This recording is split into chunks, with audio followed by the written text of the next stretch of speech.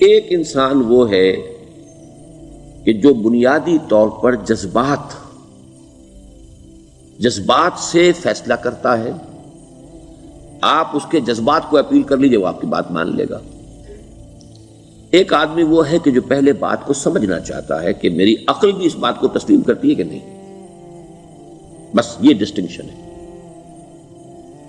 جو شخص چاہتا ہے کہ پہلے سمجھوں پھر مانوں، وہ انٹلیکچوئل ہے، چاہے ان پڑھ ہو. An absolutely illiterate person can be an intellectual and a PhD can be a جذباتی آدمی. پی ایچ ڈی ہونے سے کیا ہوتا ہے؟ ایموشنل ہو سکتا ہوں. پی ایچ ڈی تو اس نے کی ہے کیمسٹری میں کی ہے، کسی اور میں کی ہے، بہت دیر تک بیٹھا رہا ہے بیچارہ، اور وہ بہت سے اسٹیٹسٹکس جمع کی ہیں، ڈیٹا فراہم کیا، اس کے اوپر کوئی ایک پیپر لکھ دیا، پی ایچ ڈی ہو گئی. ضروری نہیں کہ پی ایچ ڈیز کے اندر کامن سینس بھی ہو. کامن سینس بہت بڑی ریئر سینس ہوتی ہے. It's called common sense but rarely found. اسی طریقے سمجھ لیجئے الٹریٹ شخص بھی، لیکن یہ کہ اگر اس کا مزاج ایسا ہے، اس کی ایک شخصیت ہے کہ وہ پہلے بات کہتا ہے، بلکہ بات پہلے مجھے سمجھاؤ. وہ انٹلیکٹ سے یو کین اپروچ ہم through his intellect.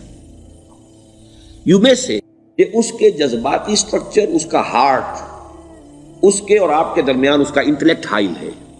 You have to go through it. You can't reach his heart except through his intellect. ایک آدمی وہ ہوتا ہے جس کا یہاں کچھ ہے نہیں، کوئی نظریہ نہیں، کوئی خیال نہیں، نہ وہ عقل سے کوئی زیادہ سوچتا ہے، نہ کوئی. آپ نے اس کے اچھی بات کہی، اس کے دل میں اتر گئی. از دل خیزت بر دل ریزت. خلوص کے ساتھ آپ نے ایک بات کہی، بات اچھی تھی، اس کی فطرت نیک تھی، اس نیک فطرت اس بات جا کے اپیل کر گئی. and he starts going with you. میں نے تبلیغی جماعت کا اور ان تحریکوں کا جہاں تقابل کیا ہے کہ تبلیغی جماعت کی جو اپیل ہے ایموشنل ہے، انٹلیکچوئل نہیں ہے. وہ ایموشنلی اپروچ کرتے ہیں، اور جو ایموشنل پیپل ہیں وہ فوراً ریسپونڈ کرتے ہیں، پھر انہیں وہاں سے وہ اچک لیتے ہیں. نکلو اب اس ماحول سے. 3 دن کے لیے آؤ، 40 دن کے لیے آؤ، 4 مہینے کے لیے آؤ، جو بھی آؤ، 3 چلے لگاؤ، تاکہ ایک نئے ماحول میں لا کر ان کی جو ہے وہ ایک خاص قسم کی وہ ذہنی اور ان کی ایک مزاج کی ساخت بنا دی جائے. تو یہ کا طریقہ بہت صحیح ہے. It's very perfect. ان کی میتھڈالوجی میں کوئی لوپ ہول نہیں ہے، یہ میں آپ کو بتا دیتا ہوں. اس لیے کہ آج اس کے شخص کے دل میں ایک اچھا جذبہ ابھرا ہے، اور وہ کل ہو سکتا ہے نہ رہے. You cash it. ابھی کیش لو، ان سے نقد لو، نکالو بھائی، وقت نکالو، نقد. اور ان کا بڑا پیارا جملہ ہے، گھر گئے تو گر گئے. بڑا پیارا جملہ، گھر گئے تو گر گئے. یعنی یہی وعدہ تو کر لو نا کہ بھائی ارادے تو کر لو. بڑا پیارا انداز ہے یہ. بھائی ارادے تو کر لو. وہ ارادہ کر لیا تو آپ ایک وعدے کی وجہ سے بند گئے. اب یہ کہ اچھا بھائی چلو نکلو. اب نکل گئے تو پھر تو ان کے قابو میں آئی گئے. اب آپ انہوں نے 24 گھنٹے وہ آپ کو جو ہے اس میں رکھنا ہے کہ وہ آپ اپنی ساری سوچ وہ سب کی سب جو ہے وہ سب جاتی رہے گی. تو یہ اپنی جگہ پر it's a very perfect methodology, لیکن اس کی اپیل لمیٹڈ ہے to emotional people, not to intellectuals. ہاں ان میں ہیں پروفیسرز ہیں، یہ ہیں ڈاکٹرز ہیں، لیکن وہ ضروری نہیں کہ انٹلیکچوئل ہو. پروفیشنل ہے، ان کا ایک اپنا ایک سمجھ ہے، اس میں کام کرتے ہیں. تو یہ جو ایٹیچیوڈ ہے کہ ذہن کے راستے سے اپروچ کرنا، اسی لیے قرآن کی اپیل کیا ہے؟ افلا تعقلون، افلا یعقلون، افلا تذکرون. ساری باتیں عقل سے کہا. ابھی میں نے جیسا کہ آپ کو بتایا، قرآن تو یہ کہتا ہے کہ بغیر یا تو عقل سے بات مانی جائے گی، اور یا قرآن کی بات مانی جائے گی، یا رسول کی بات مانی جائے گی. العلم علمان ولا تخف ما ليس لك به علم ان السمع والبصر والفؤاد كل اولئك كان عنه مسؤولا. کسی ایسی چیز کی پیروی نہ کرو جس کے لیے تمہارے پاس علم نہیں. علم 2 ہے، یا آپ کو اپنے حواس کے ذریعے سے علم حاصل ہوا ہے، عقل سے حاصل ہوا ہے، اور یا پھر یہ کہ وہی سے حاصل. تو یہ ہے اصل میں کسی بھی انقلابی تحریک کے لیے جو پہلا نیوکلیس بنتا ہے وہ انٹلیکچوئلز کا ہوتا ہے.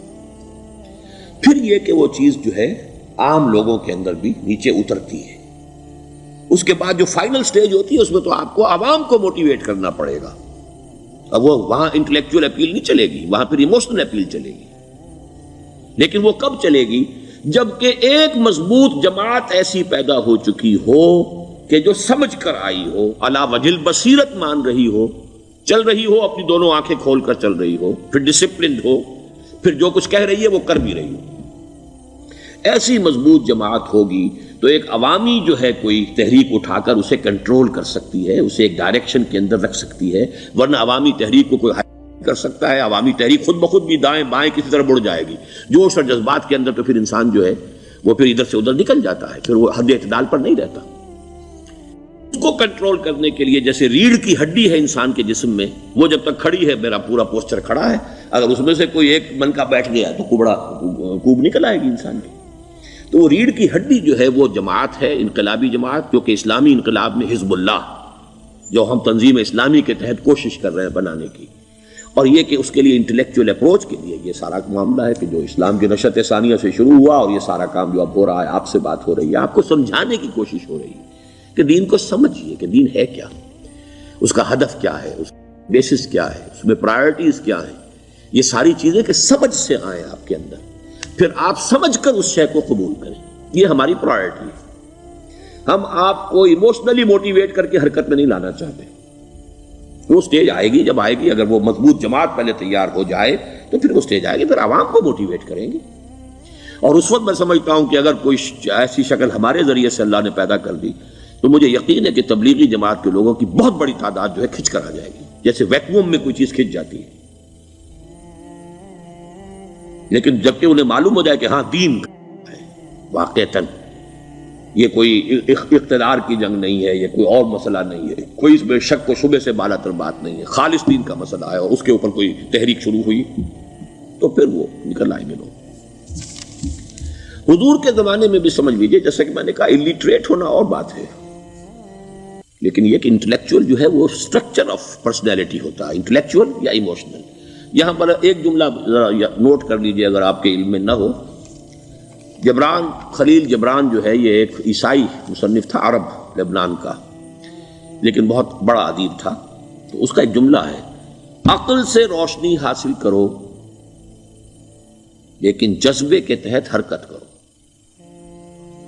یعنی عقل سے روشنی حاصل کرو، جانا کدھر ہے، منزل کیا ہے، ہدف کیا ہے، یہ عقل سے طے کرو، یہ جذبات میں طے نہ کرو، یہ تو غلط ہو جائے گا، ڈائریکشن ہی غلط ہو جائے گی۔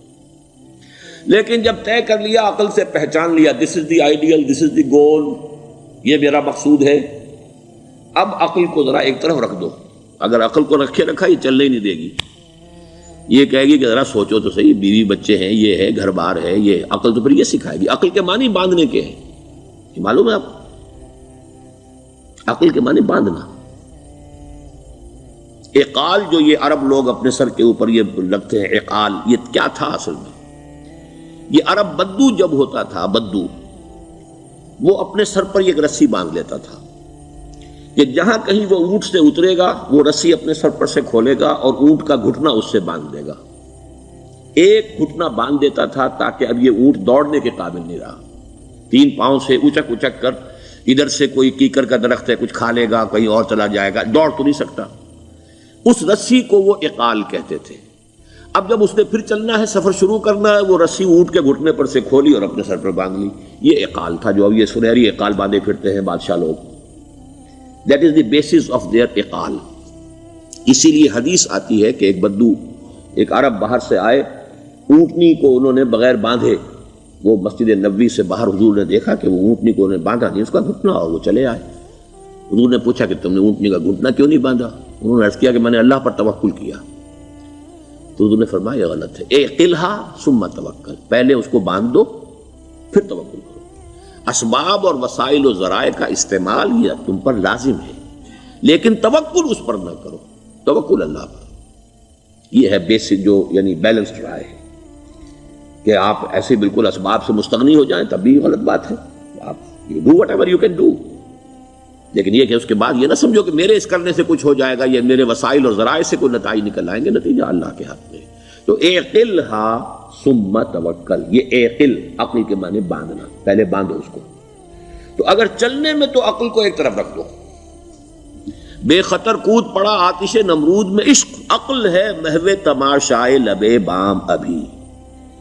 عقل تو نہیں اجازت دے سکتی تھی حضرت ابراہیم کو کہ کود جاؤ آگ میں، عقل تو یہی کہتی نا کہ بابا جان خامخواہ دینی ہے، اگر تم اپنے آپ کو بچا لو گے، اس وقت کوئی کوئی ہیلا کر لو، کوئی تھوڑا سا نمرود کی خوشامد کر لو، چھوڑ دے تو پھر اس کے بعد توحید کی دعوت دینا.